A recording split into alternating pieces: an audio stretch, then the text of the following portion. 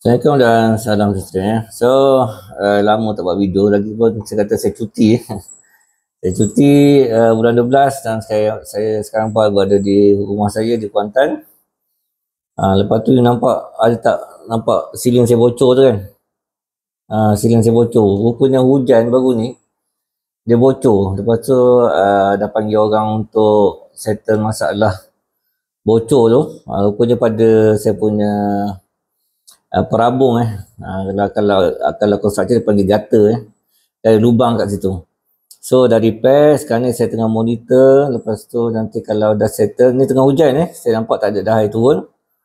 Kalau dah settle nanti saya akan panggil plaster ceiling untuk datang repair tampak situ.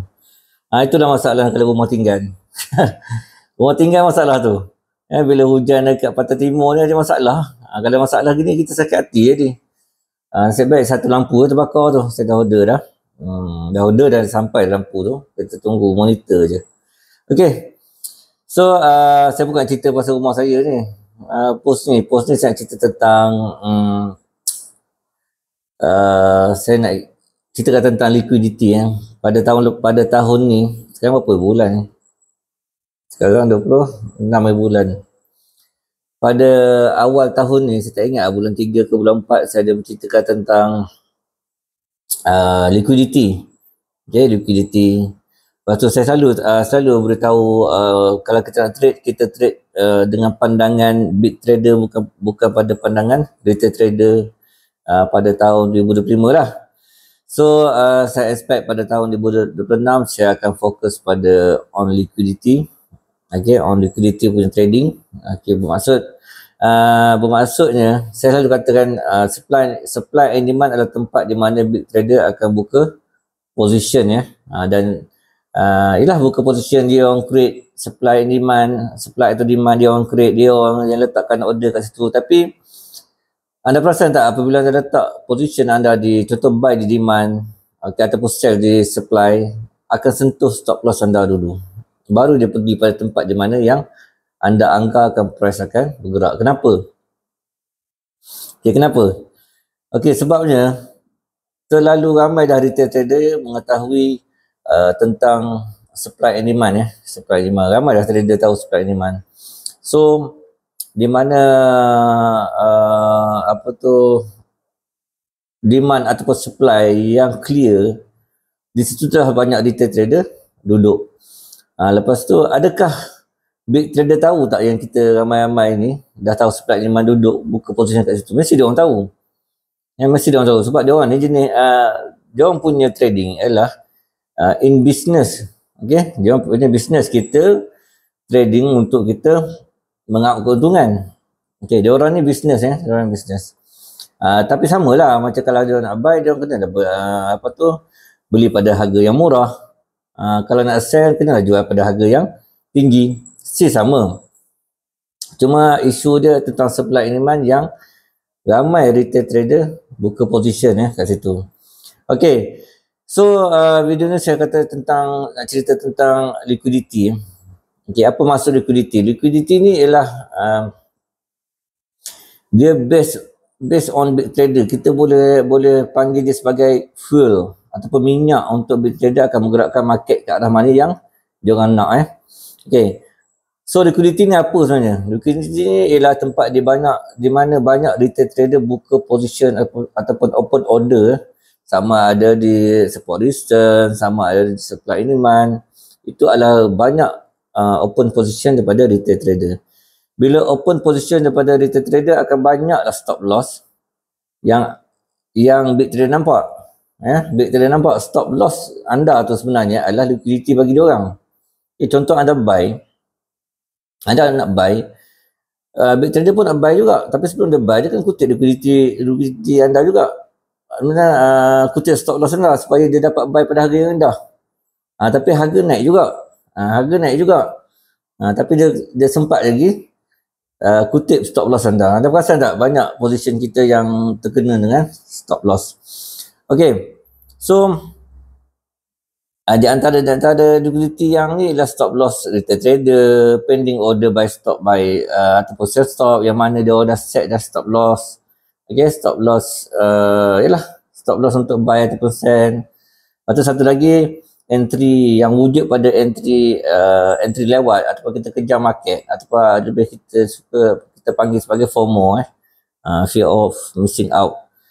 Contoh-contoh liquidity yang wujud ni sebenarnya dia ada pada resistance, ada pada support, okay, ada pada high, ada pada low, okay, atau masa high semalam, low semalam, dia berada di situ. Dan juga berada di sebelah iniman, di mana sebelah iniman yang jelas biasanya retail trader akan nampak ada buku position. Itu apa tu trader supply demand, retail trader supply and demand. Sebab saya tahu ramai dah tahu tentang supply and demand, dan big trader pun tahu, ramai retail trader tahu tentang supply and demand. So di situlah kita nampak terlalu banyak liquidity ataupun terlalu banyak stop loss yang ada di situ. So tujuan dia orang macam saya kata tadi, kalau dia nak buy, dia kena ambil stop loss retail trader untuk dia buy pada harga yang rendah. Kalau dia nak sell, dia orang akan sell pada harga yang tinggi dan mengutip stop loss pada retail trader yang sell. Maksudnya pada harga yang tinggi, stop loss retail trader tu dia ambil, baru dia menggerakkan market. Okay. So tu saya kata pada tahun ni saya akan lebih fokus pada liquidity, dan dia adalah ilmu yang dia ilmu yang tinggi lah. Dia bukannya senang . Kalau anda dah pakar support resistance, ada pakar supply ini, masuk ilmu ni untuk tahun 2026, insyaAllah saya panggil ilmu liquidity hunter.